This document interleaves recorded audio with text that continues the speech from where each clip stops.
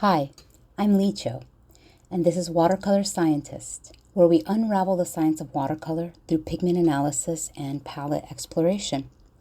And today I've got two brand new colors from M-Gram on my palette, Quinacridone Magenta and Indigo.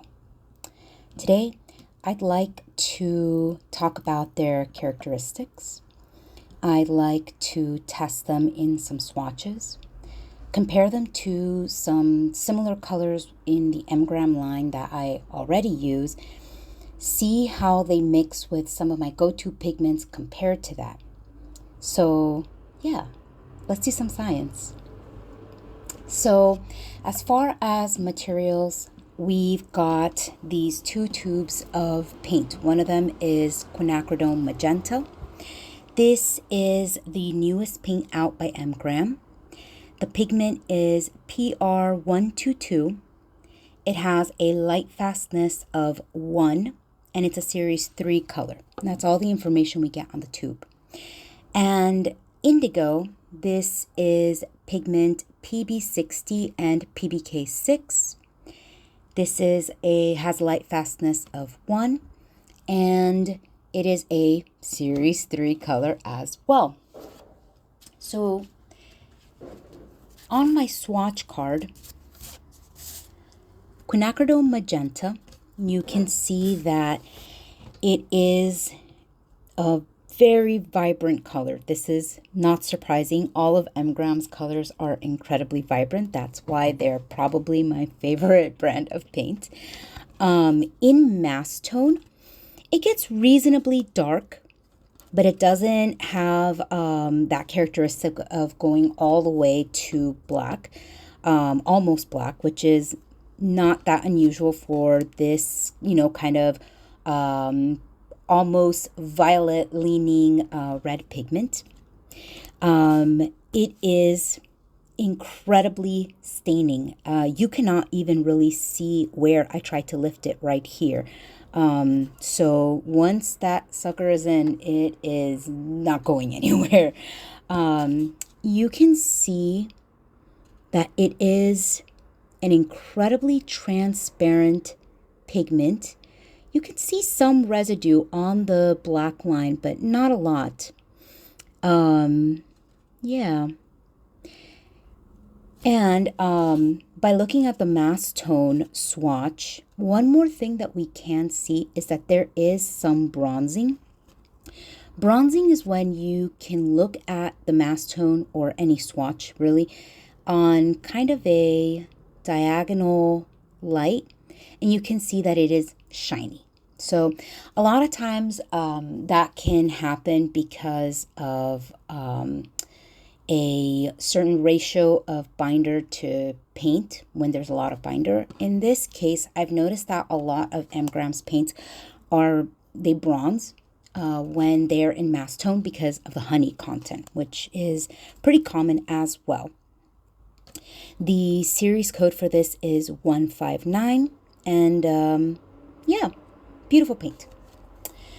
When you look at Quinacridone Magenta compared to Quinacridone Rose, you can see that unfortunately it is too soon from its release for Artist Pigments to have it already on their database. So unfortunately I can't really compare the Munsell code, but I would guess that the Munsell code for Quinacridone Magenta is about 10 red purple 414 as compared to Quinacridone Rose, which is 5 red 414.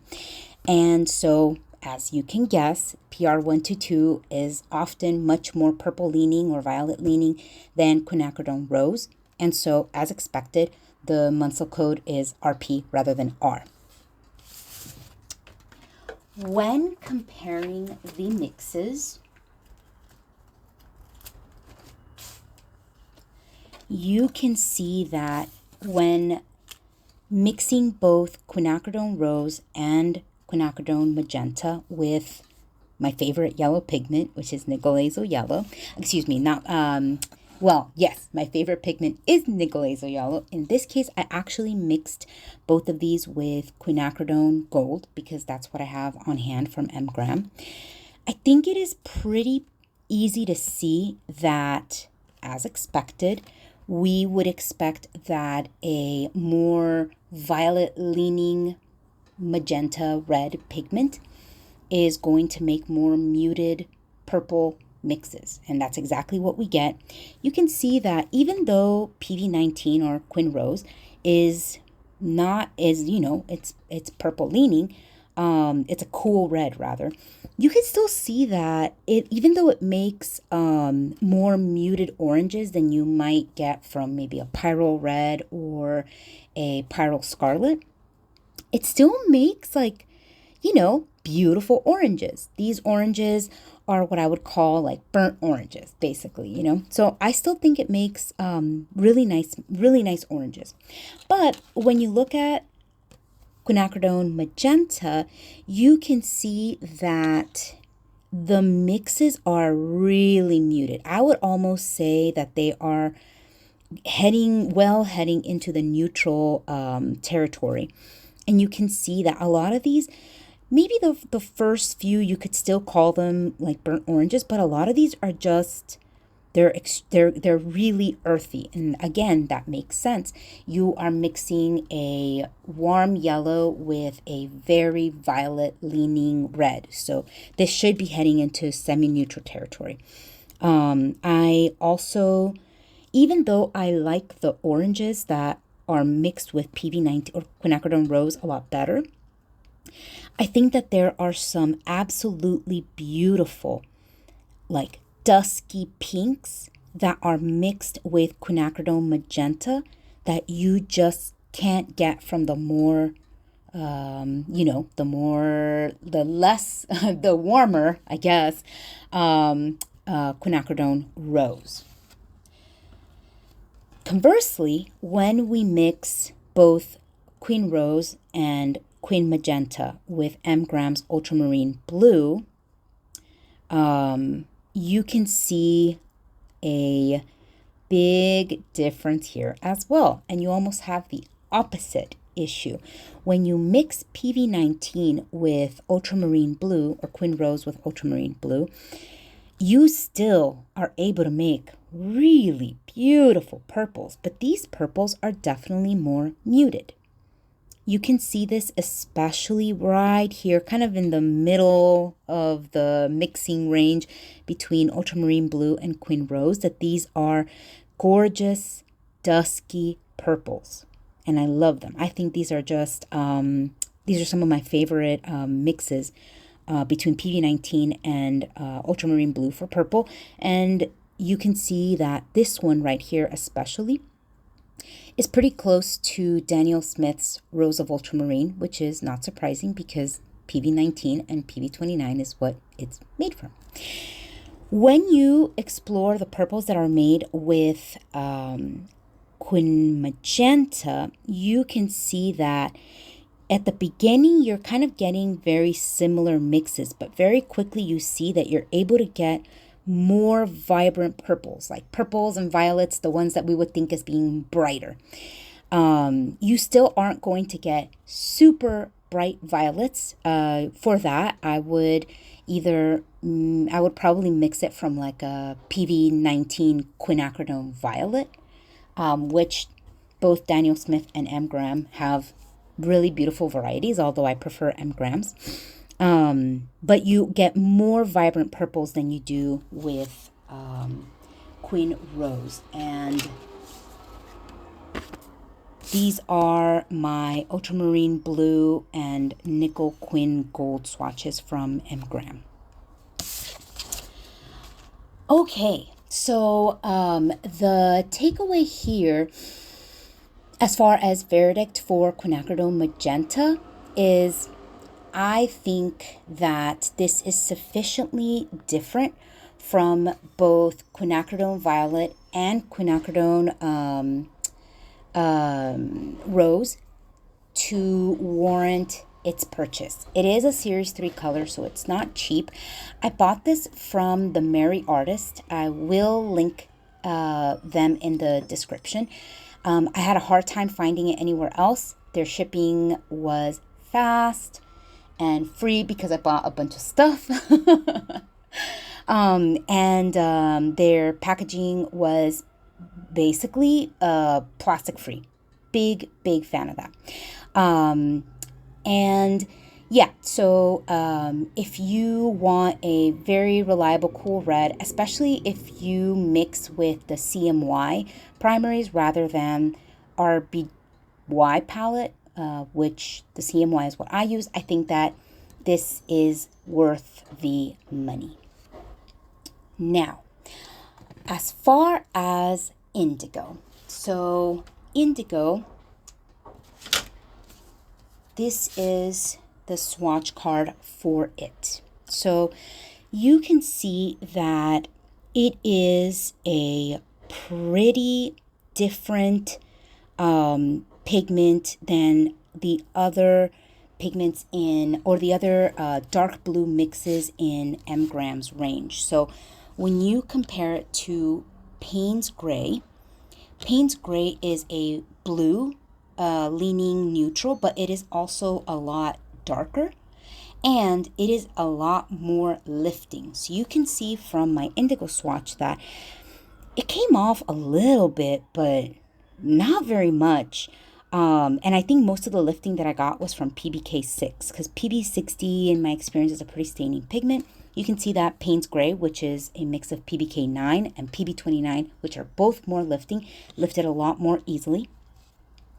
And when you compare it to neutral tint is a true neutral tint in the sense that it is made without a black pigment. It is a PB19 PG7 mix, and it is a very neutral leaning. It is, I mean, as neutral as I think you can get with a neutral tint. And it is not like Indigo at all. And it is moderately lifting as well. So yeah, as you can see, when you look at mass tone, it gets very, very dark, almost black, doesn't quite get there, but almost. It is beautifully granulating. You can see that that comes from the PBK6 because PB60 is not generally a granulating pigment. As I said, it is, I would say at best, like very moderately to very staining. I would call it semi-transparent to semi-transparent to semi-opaque. You can see that there's a lot of residue on the line. And when you look at the mass tone, I don't see any bronzing on this one. Now, I will also say that when you compare neutral tint to Indigo, neutral tint, you know, it is a very neutral pigment, so it feels and it's not a separating pigment or paint, so it definitely feels and looks more flat, whereas this Indigo, especially because of the granulation, feels so expressive and has so much character. And I think that especially in when it's tinted out, it has just a very lovely, you know, true purple blue lean like tint. So it's really beautiful. It doesn't have a Munsell code yet, unfortunately, because it is, again, too soon for it to have anything like that. When looking through my swatches, you can see that when compared to, for example, Payne's Blue Gray by Daniel Smith, which is made with the exact same pigments, PB60 and PBK6, mg's Indigo is still bluer, granulating, beautiful. When compared to Daniel Smith's Indigo, I actually think hue-wise, this is a pretty spot-on match. And the Munsell code for this is 2.5 red purple 22. So I think that that's probably pretty close to what this indigo is going to end up being at. But you can see that Daniel Smith's indigo is much smoother, whereas M. Graham's indigo is, again, gorgeous, granulating. But if that's not what you want, then Daniel Smith's indigo would be a better choice. Hue-wise, it also feels pretty close to Stormy Blue by Da Vinci, which is PB60 PR101. So it's mixed with a near complement to still make a pretty blue color, a pretty blue hue. But again, even though it is made with PR101, doesn't look super granulating on here, on this particular swatch at least. Maybe I didn't use enough water because I feel like it has looked more granulating. I'm looking at another swatch that I have of it. It isn't very granulating. And I made a painting with Stormy Blue by Da Vinci recently, and it granulated gently somewhat, but not very much. When comparing it to other indigo paints by other major brands, Indigo by Holbein is a lot. I don't even know what to make of Indigo by Holbein. It's not my favorite paint ever, and it looks very greenish to me, even though it's made with, well, I guess it has PB15 in it. That's probably why, but yeah, it's not my favorite. I like M. Graham's Indigo much, much better. And then when compared to Indigo by Winsor & Newton, again, they use PB15, so their indigo is very blue. And I don't like my indigos to be that blue. I like them to be more purple blue. When mixing with indigo, I wanted to mix it with what I thought would be, excuse me, a complement. I chose Gamboge by M. Graham, but it actually, so you can see my swatch of Gamboge here as well, which is PY151 and PO62. I actually didn't quite hit the mark for the complement, which kind of makes sense. This is a purple blue, so I probably should have gone with a cool yellow, and that would have been better. But anyway, that's not what I did, obviously. So when mixing it, however, it ended up being great because when mixing it, I realized that the Gamboge and the indigo make such a stunning variety of greens. I will say that because the indigo is so strong, it's so high tinting, I couldn't get like I couldn't just mute the Gamboge. It went immediately into a green. But what a green! It's like this beautiful earthy green. And then when you go, when you get into the most neutral of this mix, it's this semi-neutral foresty green. It reminds me a little bit of Forest Green by Sennelier. Gosh, what a pigment. Wow. I mean, what a paint. So beautiful. And you can see that when you get pretty close to just almost completely indigo, but just a little bit of Gamboge. Keep calling it new Gamboge. You get almost like, I don't even know how to describe this. It's just, wow. Beautiful, beautiful, beautiful.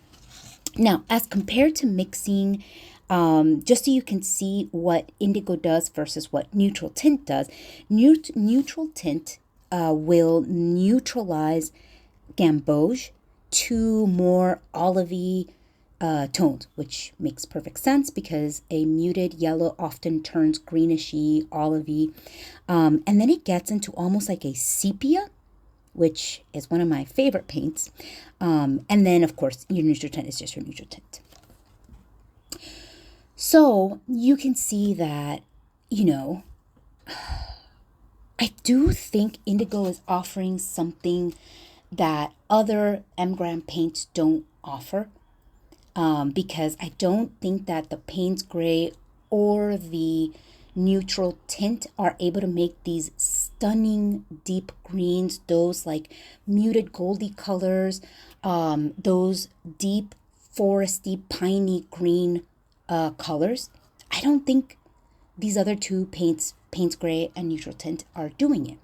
Now, are they doing something that no other deep blue paint are going to do? Well, I don't know about that. I think that there are probably other paints that, you might have that will do something similar. But I will say that I don't see that many granulating textural indigo paints. And I do think because of that, it gives Indigo by Mgram a little bit of life, a little bit of personality that I don't think that I've seen in other paints. After having swatched hundreds of paints, I don't think that I've seen them. So in conclusion, are they worth adding to your palette? As far as Quinacridone Magenta, I would say yes, absolutely. It's a beautiful violet-leaning red pigment. It's clean. It is vibrant. The flow is beautiful. It's the high-performing CMY primary of your dreams. And as far as the indigo, I would say yes, it is worth it, especially if you're looking for a neutralizing blue-black with chroma, granulation, and character that I don't really see in other typical indigo-ish, Payne's gray-ish paints. And, with the added benefit that Mgram's honey-based formulation means that they stay moist in your palette for a lot longer. You can see that in my Mgram palette here, you can see that, most of these paints have been poured out for a really long time, and they are still glossy and wet, almost, not quite as if I had just poured them, but almost as if I had just poured them. So, especially if you live in a dry climate like I do, they stay moist, they reactivate beautifully. Despite their flow, I find them really easy to control. I don't know. I love Mgram paints. So thank you for watching. If you want more pigment deep dives, brand comparisons, or, testing of limited palettes, especially limited triads, make sure to check out, my pigment microscope playlist and my pigment archive playlists. I can't promise that I will link them because I do not know how to do that yet. I just want to remind you to approach watercolor like a science. Ask the weird questions, test your hypotheses, and then make sure to share your results with the world. See you next time.